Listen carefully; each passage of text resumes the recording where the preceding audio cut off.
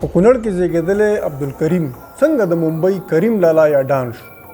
هغه یو قاتلو، اختطافګرو، پښتون میلمهپالو، د خلکو خدمتګارو او که څه د هغه ټوله کیسه راسره په دې ویډیو کې وګورئ واورئ.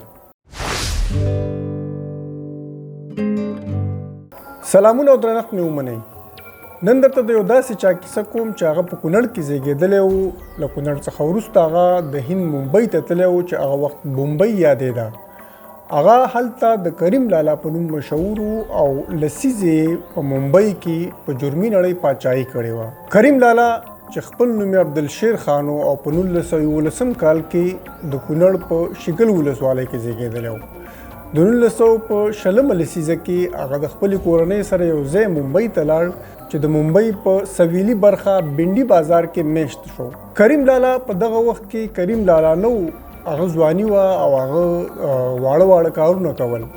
وروسته هغه د یو پښتنو یوې ډلې سره یو ځای شو چې د پټان ګینګ په نوم باندې مشهوره وه.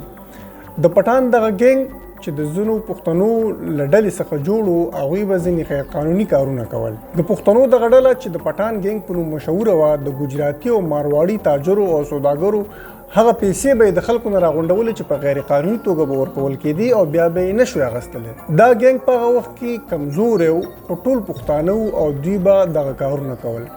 کله چې کریم لالا په دې ګینګ کې یو ځای شو، د هغې نه وروسته دې ګینګ خپل کارونه زیات کړل او د ممبئی په ډونګري، ناګپاړه، بنډي بازار او علي محمد روډ سیمو کې دوی خپله جرمي نړۍ خوره کړله چې دلته نور ډېر کارونه دوی شروع کړل. د پټان ګینګ به د جوارۍ کار کوو، د شرابو کار به کوو، غیر قانوني پیسې به د خلکو نه راټولولې، غیر قانوني ځمکو کار یې کوو، د جعلي پیسو د شریکولو کار یې کوو. دوی اختطافونه هم کول، د پیسو په بدل کې د خلکو د وژلو کار هم کوو او داسې نور غیر قانوني کارونه چې کوم هغه د پټان ګینګ کسانو ترسره کول.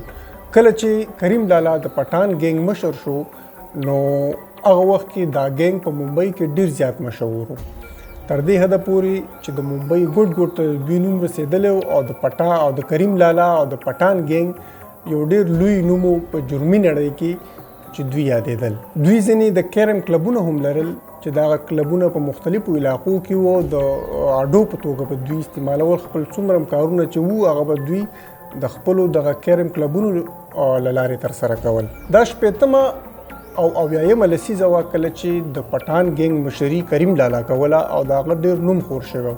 خو په ممبئی کې په دغه وختونو کې یوازې کریم لالا نه و چې هغه د ممبئی د ډان په توګه یادېده، بلکې په هغه وخت کې 2 نور کسان هم وو چې یو حاجي مستان نومېده او بل وردا راجن. دا دواړه هغه کسان وو چې هغه د کریم لالا په مقابله کې وو او هغوی خپلې ډېرې قوي ډلې درلودلې چې د جرمي نړۍ زیاتره کارونه چې کوم پټان ګینګ کول هغه د حاجي مستان او وردا راجن ګینګونو هم کول. دا 3 وړه ډلې هغه ډلې وې چې دوی په ممبئی باندې پاچاهي کوله. د جرمي نړۍ د ممبئی پاچاهانو او ټول جرمي کارونه کوم غیر قانوني کارونه چې هغه دوی سره و. د دې ترڅنګ د دې 3 وړو ګینګونو په منځ کې به هم نښتې کېدلې وخت نه وه. په 80مه لسیزه کې بیا کریم لالا راپاڅېده او هغه وویل چې دا د جرمي نړۍ کوم خلک چې دي دا ټول سره یو ځای کړي تر څو په خپل منځ کې دوی نښتې نه کوي.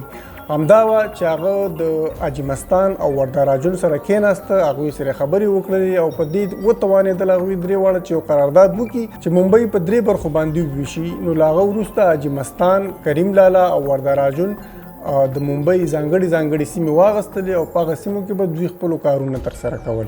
کله چې د کریم لالا عمر زیات شو او هغه د ځینو روغتیایي ستونزو سره هم مخ شو، نو هغه پریکړه وکړله چې نور د پټان ګینګ مشري پرېږدي او نور هغه کارونه ته راشي چې کوم هغه په قانوني توګه باندې ترسره کوي. همدا وه چې هغه خپل وراره صمد خان ته د پټان ګینګ مشري وسپارله او خپله د ټولو کارونو نه لاس په سر شو. کریم لالا چې کوم قانوني کاروبارونه لرل په هغې کې د 2 ډېر مشهور هوټلونو، د یو هوټل نوم الکریم هوټل او د بل نوم نیو انډیا هوټل.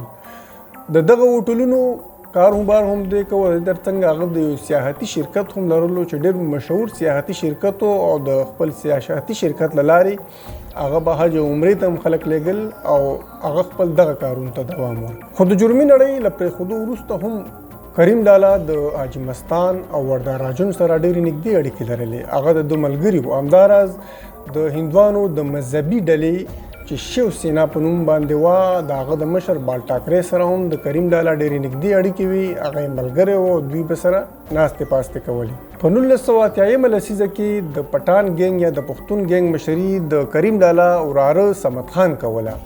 په دغه وخت کې په ممبئی کې دوه نور مشهور دغه مخالفینو چې یو شبیر ابراهیم کسکرو او بل داود ابراهیم کسکرو، دا دوه کسان به وخت نا وخت د دوی ډلې چې کومې وي د هغه به د پټان ګینګ سره وخت نا وخت شخړې راتللې. په دغه وختونو کې کریم لالا یو ځل بیا ډېرې هڅې وکړلې چې د صمد خان، شبیر او داود ترمنځ روغه وکړي ترڅو دوی په خپل منځ کې نښتې نه کوي. د هغه د ډېرو کوښښونو وروسته هم هغه په دې ونه توانېده چې هغه دا درې واړه یو ځای کېنوي او د دوی ترمنځ روغه وکړي. کریم لالا د دې نه علاوه په خپل وخت کې چې کله هغه د پټان ګینګ مشري کوله او له هغه وروسته هم هغه به هره اونۍ یو دربار لګاوه. دا دربار به هره اونۍ لګېده او هغې ته به د پښتنو ترڅنګ نور بېلابېل خلک هم راتلل او د کریم لالا نه به د مرستو غوښتنه کوله. په دې کې به مالي مرستې هم شاملې وي او د دې ترڅنګ هغه خلکو چې ناانصافي به ورسره شوې وه یا به ورسره ظلمونه شوي، هغوی به د کریم لالا نه د عدالت غوښتنه کوله. همدا وجه وه چې کریم لالا په خلکو کې د عدالت او د نیک انسان په توګه هم مشهور کړی و، ځکه هغه به د دغه دربار کې هره اونۍ د ډېرو خلکو سره مالي مرستې کولې او د دې ترڅنګ هغه خلک چې بې ګناه به بندیان وو یا به ورسره نورو کومو داسې خلکو ظلمونه کړي، هغه به د دغه خلکو لپاره عدالت ترسره کوو. او همدا وجه وه چې هغه په غریبو خلکو کې د یو نیک انسان په توګه ډېر مشهور و. دا مرستې به هغه نه یوازې د پښتنو سره کولې بلکې د نورو خلکو سره به هم کولې. د کریم لالا اړیکې د جرمي نړۍ نه علاوه د هندي سینما د مشهورو ستورو سره هم وي، د سیاستوالو سره هم وي او د نورو ډېرو مشهورو خلکو سره هم وي. دا خلک به اکثر هغه خپلو پروګرامونو ته راغوښتل. په ځانګړې توګه د اختر په ورځ به حتما دا ډېر مشهور خلک د هغه ځای ته راتله، هغه به پروګرام کوو، د هغه د میلمه پالنې به خلکو صفتونه کول. څنګه چې د کریم لالا نوم په خپل وخت کې یو ډېر خطرناک نوم و او خلکو ترې ډېره یره کوله، همداسې کریم لالا ځینې اصول درلودل، ځینې پښتني اصول چې هغه د ځان لپاره جوړ کړي وو او هغه په هغې باندې ډېره زیاته پابندي کوله. د دې ترڅنګ هغه یو ډېر میلمه پاله سړی و. د پښتنو د میلمه پالنې دود هغه هلته ساتلی و او هغه به د هغه د میلمه پالنې کیسې اوس به هم په ممبئی کې خلکو ته یادې وي. هغه دومره میلمه پاله سړی چې د هندي سینما مشهور اداکار انیل کپور د هغه په اړه په یو مرکه کې وایي چې کله د کریم لالا نوم اورېدلی و نو د هغه د نوم نه یې ډېره ویره کېدله، خو کله چې کریم لالا د یو اختر په مناسبت سره هغه ولید په خپل کور کې، نو هغه د هغه نه ډېر زیات اغېزمن شو، ځکه چې هغه یو ډېر زیات میلمه پاله سړی و او هغه وایي چې دته به یې کله بادام او کله کشمیش او کله پیسته ور وړاندې کوله او تاکید به یې پرې کوو چې دا وخوره دا وخوره دا وخوره. نو هغه ویل چې کله په لومړي ځل باندې د کریم لالا سره ولیدل نو د هغه د شخصیت نه، د هغه د میلمه پالنې نه ډېر زیات متاثره شو. کریم لالا بیا په ممبئی کې پښتانه رايوځای کړي وو. هغه د پښتنو یوه جرګه هم جوړه کړې وه چې 13 کاله دغه جرګې مشر هم پاتې شوی دی. هغه به هر ځای ته د پښتنو ستونزو حلولو لپاره ځان رسوو. په ځانګړې توګه هغه پښتانه چې په زندانونو کې بندیان وو د هغوی د راخلاصولو لپاره به هغه ډېرې هڅې کولې. هغه پښتانه چې هغوی به کورنۍ شخړې لرلې د هغوی د حل کولو لپاره به د ډېرې زیاتې هڅې کولې. هغه پښتانه چې د مالي ستونزو سره مخ وو د هغوی د مالي ستونزو د رفع کولو لپاره به کریم لالا ورسره مالي مرستې کولې.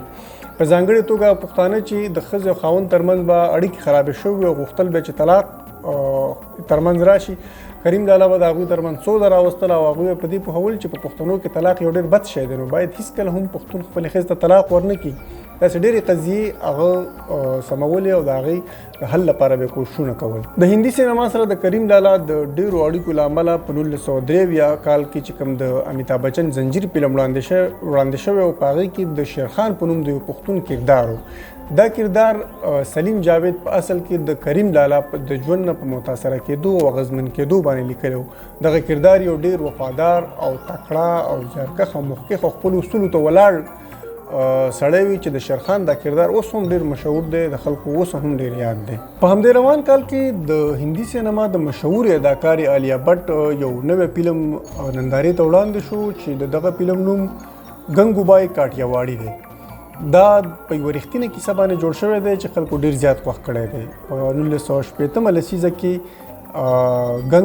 ګنګوبای یوه ډېره مشهوره ښځه وه چې هغې به خپله یوه فاحشهخانه چلوله، خو دې ښځې په دې خاطر باندې ډېر زیات نوم ګټلی و چې دې د ډېرو خلکو په دغه شعبه کې چې کومو ښځو کار کوو د هغوی د حقونو لپاره دې ښځې مبارزه کوله.